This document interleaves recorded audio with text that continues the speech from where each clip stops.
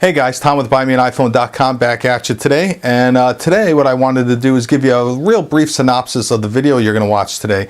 As most of you know, we had the opportunity to go and tour Speck in Palo Alto, California, and their headquarters there. And we had a really nice tour, as well as we had the opportunity to sit down and really just kind of have a roundtable discussion and really just chat about a lot of different things.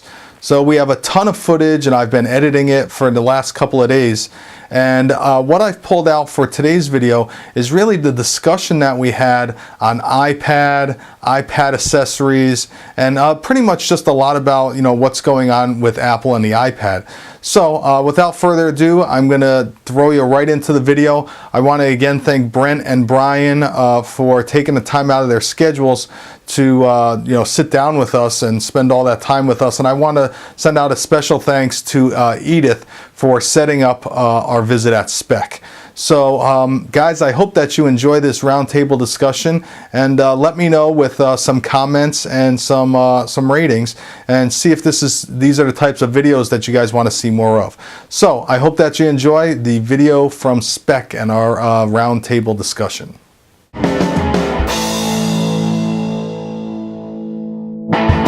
And I bet the people that said, isn't it just a bigger iPhone? Or what are you going to do with it? If you would have asked them, 3 years ago what they would do with an iPhone, they probably wouldn't know. Oh, thank you.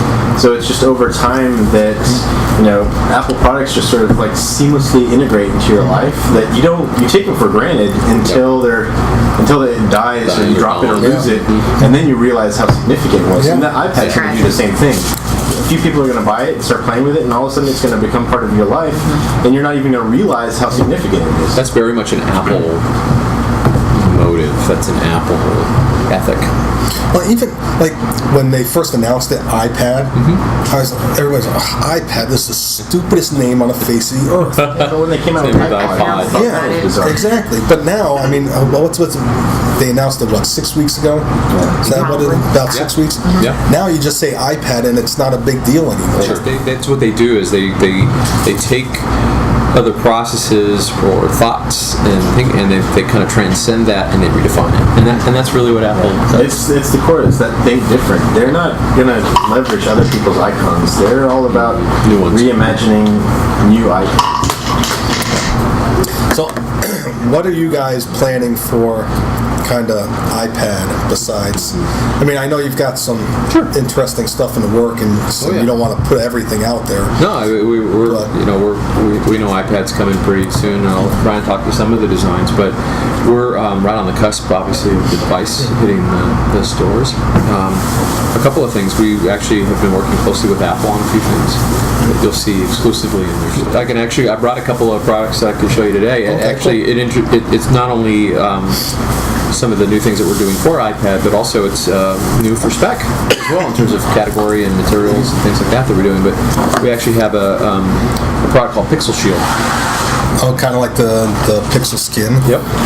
In terms of a pixel textured pattern, but it is a neoprene sleeve for iPad. So you haven't seen these kinds of products coming from Speck. And the reason we call it Pixel Shield is obviously it's got a pixelated textured pattern, but there's actually a reinforced layer on the inside of the case, kind of in between the materials. Knowing such a large screen surface on the iPad, and the users want extra screen protection as a result. So we've actually integrated and built it right into the sleeve. Wow, that's really cool. And of course, it's sized proportionately to the iPad, carry handle, things like that. If there's anything you want to add to it. No, Brent, you covered it. It has a rigid surface in there, so it helps with a little bit of screen protection because it is an expansive surface. And a lot of the reviews that we've been reading, that's one thing that seems to resonate with people, is that they're just nervous about that big a piece of glass and any breakage issues. So what we're trying to do is, in a lot of our products, is just give people that sort of extra level of comfort that their products are protected. And also knowing that there's a balance too, because people it's a relatively light, thin device. They like something sleek and simple and light, like a neoprene sleeve, something that they can kind of put it in quickly out, but not adding a lot of weight as a trade-off for that reinforcement. So we try to balance that out so that it's still that on-the-go experience is still there, but they feel more protected. So whether they're carrying this or taking this and then placing it into a bag or a pack or something like that, that they know that it's going to be fine. Products like Pixel Shield. Pixel Shield is a product that Apple was excited enough about that they wanted to bring into their stores exclusively for the iPad launch. Cool. So you will find these on the pegs come the day that the devices start to be sold. So they're going to sell like 150,000 of these on launch day.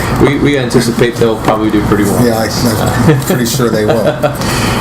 And then there's a number of other products that we're making for iPad as well. You're going to find that they will follow suit along other lines of designs that we've had before, where you'll see things like fitted come to the iPad. You might see things like candy shell and even see-through come to the iPad. So big candy shell. So, yeah, exactly. So it'll be like one of those big chocolate bars. You know? It's like, there's the mini, and the normal size, and then there's the mango. Exactly, and you'll see some twists to that based on the use of the device being different than, say, an iPhone. So while you might find familiar design tones being brought over from candy shell for iPhone, you'll find that there's some things that we've done specifically around the iPad experience, knowing, for instance, that it's a dockable device, right? Well, that changes the game in terms of how you may design a case for it, in terms of use and simplicity and convenience and things like that. So I know that Bryan and team have worked very, very hard to take,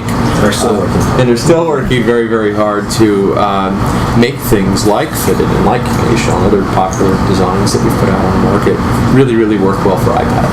So how does the dockableness of Apple products, how does that kind of translate into your design process? Because I know that, for instance, there's a case that we just reviewed that is a great case, but because the bottom is so thick, it won't dock. Yeah. You know, or something, maybe putting it in a stand, or in a car holder. How does that affect your decision making? Well, a lot of it has to do with just percentage of people and how they use it. So if you look at our product line, some of our products dock, some don't, and it's just a matter of the individual product, sort of what its purpose was, and whether we have to sacrifice some of its qualities to make it dockable. And we'll sort of measure those trade-offs and see, well, would people not buy this particular case if it wasn't dockable versus this case where it's more of a fashion play? Does docking really matter in this type of situation? And then sometimes, like when the first iPhone came out, it came with a dock, so all of a sudden dockable was really important. But then with the second one, it was something that you had to go out and buy, so all of a sudden it became less important that your entire product line was dockable. Yeah, we take a lot of cues from the device makers themselves in terms of where they're focusing on their customer experiences, and like Bryan said, it's a cue when Apple basically takes the actual dock piece out of the experience of buying the device. They're to a certain extent sending the message that says, well, it's kind of optional for you. It's not part of our complete experience.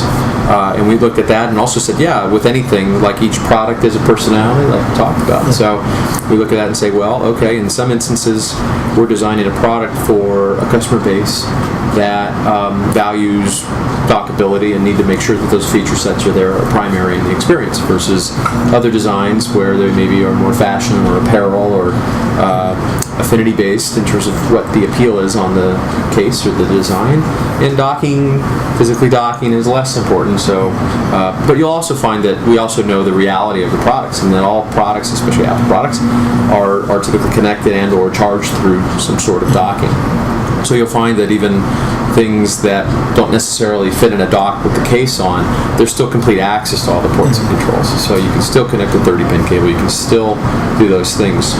We haven't completely closed off the access, so at least at some level of functionality, even with the case on. I find myself kind of going back and forth. When I first got my iPhone, dockability was really important. Yeah. And now, not so much. We also think, and I know Bryan can share more on this too, that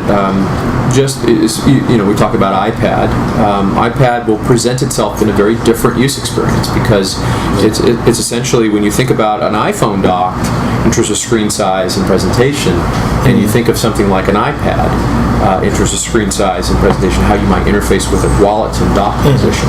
So we know that experience and that interface while docked is very different than, say, interfacing with your phone while it's docked. And plus, we do as much as we can speculating based on certain accessories and things that Apple's making to go with it. But you'll see the first generation of products are really driven based on some assumptions and some prototyping that we do and acting out some scenarios. But we'll quickly follow that up with second generation of products that are a little bit more attuned to the use scenarios, just because once the device comes out and you can play with it, then it inspires different thinking or corrects your hypothesis on what you saw as the use scenarios.